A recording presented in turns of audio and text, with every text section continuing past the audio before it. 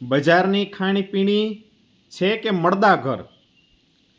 છાશમાંથી ઈયળ જ નીકળે, એમાંથી સાપ કે અજગર ન નીકળે. ગુલાબ જાંબુ હોય એમાંથી કીડી મકોડા જ મરેલા નીકળે, એમાં કાંઈ તમારે કીડી ખાવ ન નીકળે. બજારના આઈસ્ક્રીમમાં ગરોળીની પૂંછડી જ નીકળે, એમાં કાંઈ ચંદન ઘોની પૂંછડી ન નીકળે. પીઝામાં મરઘાના હાડકા જ હોય, એમાં કાંઈ ડાયનાસોરના હાડકા ન નીકળે.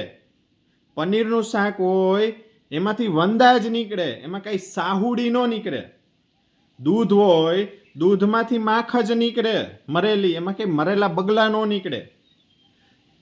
ગાંઠિયા, ભજીયા, ચિપ્સ એની હારે જીવડા જ તરાય, એની હારે કાંઈ અળસિયા કે મૂંડા ન તરાય. ખમણની ચટણી હોય એમાંથી જીવડા જ નીકળે, કાંઈ બાઘડ ન નીકળે.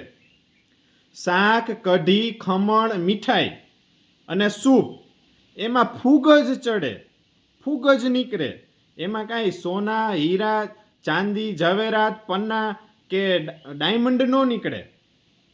અને છેલ્લે રેસ્ટોરન્ટ છે, લારીયું છે, હોટલ છે, એમાં કંઈ તમને કોઈ આમંત્રણ, નિમંત્રણ, કંકોત્રી, કોઈ ઈજન નથી આપતું. તમારે જવું હોય તો જવાય. અને છેલ્લે આ બધી રેસ્ટોરન્ટવાળા આવા નથી હોતા, અમુક સારા હોય છે, લાગુ પડે તો સમજી જવાનું, બાકી